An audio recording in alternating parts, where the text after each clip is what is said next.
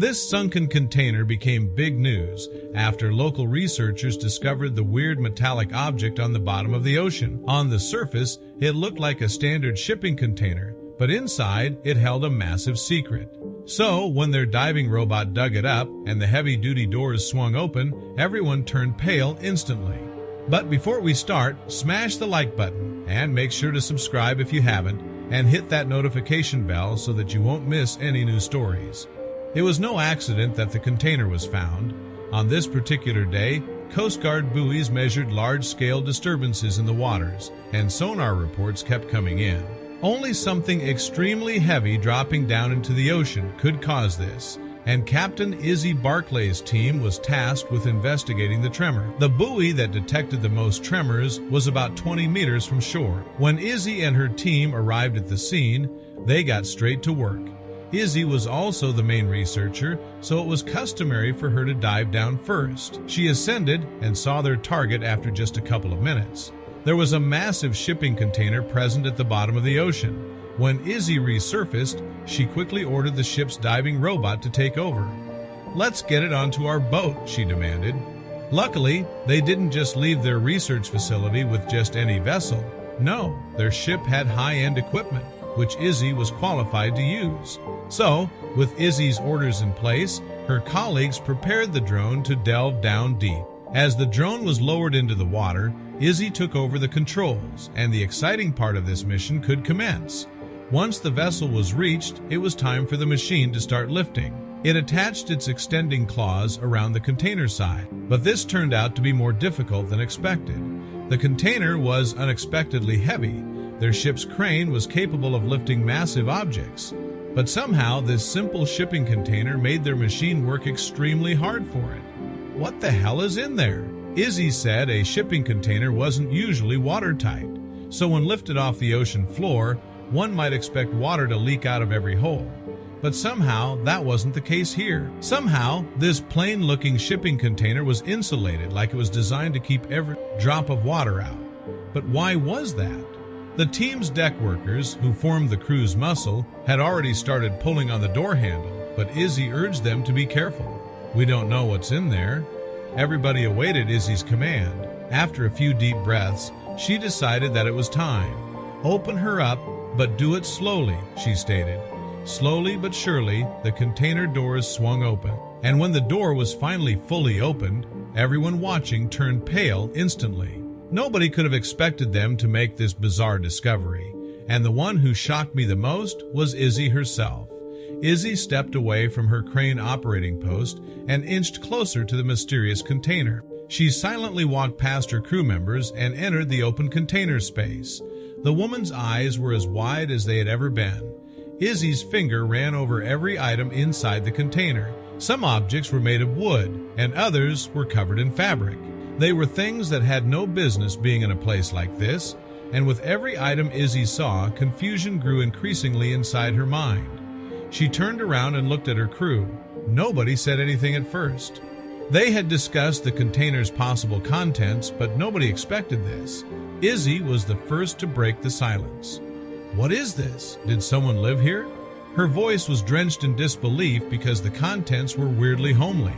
She pleaded for one of her colleagues to explain, but her colleagues didn't have an answer. Izzy took a step back to look at the container as a whole and shook her head. She was absolutely speechless. The inside of the container was fully furnished. There was a bed, couch, closet, and table with chairs. It had everything any regular household had. "Has any of you ever seen anything like this?" Izzy asked her colleagues. But everyone in the group shared the same disbelief and confusion about the bizarre finding. There were many questions. Where did this come from? Who would live like this? And why? It didn't take long for the group to start investigating. Izzy was surprised not only by the fact that the container was fully furnished, but also by the fact that everything was still somewhat in place. They quickly discovered that everything was nailed to the floor. However, some loose items were scattered on the ground, and they found photos of a man and his family. Did he or they live in the container? Who were they, and what happened? They continued the search to find answers to those questions. They searched every inch of the container, but didn't find anything that got them closer to the truth. Izzy let out a frustrated sigh and was about to give up when one of Izzy's colleagues suddenly let out an excited yell. When she turned around, she could see him holding up a plastic Ziploc bag. But what sparked his excitement was what was inside it, some sort of recorder. Izzy rushed toward him and carefully grabbed the bag. Maybe this could give them some answers. Izzy handled the bag cautiously, anxious any wrong movement might cause it to break or ruin any recording inside. The bag was stowed away very neatly, and when she opened it, Izzy immediately noticed that the device was still dry. This was a good indication, and she pressed play with good faith. Even though the recorder seemed dry and Izzy had faith, her heart still jumped when a voice could be heard. The group let out some excited murmurs, and Izzy gestured for silence so they could listen to the recording. It was a male voice, probably from the man in the pictures. This was great. It was hard to understand the recording out in the middle of the ocean, so the group quickly moved inside. At first, it was mostly background noise, but then the voice sounded clear. I need to record this before they notice we are here and capture us.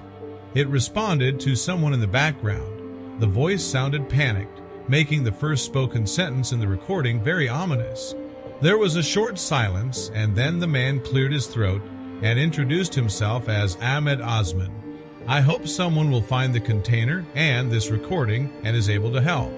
Lives are at stake, he hurriedly spoke. The recording suddenly fell silent. Izzy looked at her colleagues, who all shared the same look, a look of pure disbelief and confusion. What had they gotten themselves into? What was going on? The message sounded disturbing, and they wanted to help this person. But how? Then the recording suddenly continued. The recorder crackled, and the sound wasn't as good as before. Izzy moved closer to hear what the voice said. We are in desperate need of assistance. We are on the Evercargo Voyager, but I don't know for how long. Please, save us. The tone of the man got more and more desperate. Then the recorder stopped again. Izzy tried to get it to work again, but her efforts were futile. It was broken. The room fell silent. They were all speechless. Everybody realized something terrible had happened to the people the container belonged to. But what exactly? And could they help them? The ship had been sighted multiple times, but only seemed to dock for a short while each time. It only refueled and moved minimal cargo, even though it was filled with containers. Izzy frowned and sighed. Why would a ship with shipping containers dock so few times and not load its containers? This odd behavior greatly confused Izzy and raised some red flags. She discussed it with her colleagues, who agreed that something suspicious was happening with that ship. Izzy reviewed the log database again, hoping to find more information about the vessel. She exclaimed when she noticed its last seen location, "It's close." The weird reports in the log database and the ominous recording were enough for Izzy to try to track down the ship. The location the vessel was last seen wasn't too far away, so they could be there soon. And if they interpreted the man in the recording correctly, time was of the essence. Izzy ensured everyone aboard was aligned and shared her concern. She gave the captain the coordinates of the ship's last known location. When they arrived, they found the vessel floating 20 kilometers off the coast, eerily still. Curious, yet uneasy, Izzy and her colleagues knew this wasn't just a standard investigation. The recording's tone hinted at something more sinister. I will signal the Coast Guard and police, Izzy said firmly. When authorities arrived, Izzy kept their vessel hidden from the cargo ship's view. She quickly relayed the situation and shared the disturbing recording. Thankfully, the police took her seriously, but there was a complication. The crew might resist any official boarding. If they noticed law enforcement approaching, they would likely refuse entry. Izzy suggested a workaround. Officers could disguise themselves as scientists. Tell them we're studying fish migration and their ship is in a prime observation spot, she proposed. With disguises in place, Izzy and two officers approached the container ship in a small dinghy. As they neared, she requested permission to board, but something felt off right away. The captain hesitated. Izzy pushed her cover story while the crew scrambled on deck, issuing command. After a long wait, a ladder was lowered and the trio climbed aboard. You have 1 hour, the captain said curtly, then walked off. Izzy and the officers moved between containers, calling out, "Ahmed Osman, are you here?"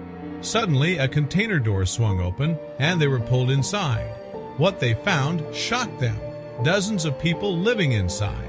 Inside the container, a man demanded their identity. Izzy immediately recognized his voice. It was the man from the recording. She explained how they had found his message. His expression softened. "I can't believe it," Ahmed said with relief. "This is our chance to get off this horrible ship." Ahmed revealed the truth. The captain and crew had been keeping people captive, forcing them into labor aboard the vessel. He had been trapped for 2 years, others even longer. Life in the containers was miserable. When Ahmed tried to start an uprising, the crew retaliated. They threw his container overboard, hoping to silence him. But before they did, he managed to hide a message, praying it would reach someone. After his account, silence filled the container.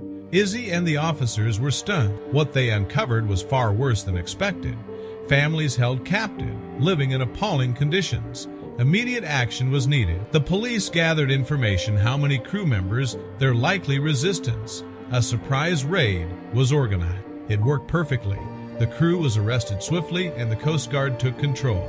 Izzy assisted Ahmed in freeing the families. Soon after, the ship docked in the nearest city where emergency shelters were prepared for the victims. It didn't take long for the media to pick up the story. It became a nationwide headline.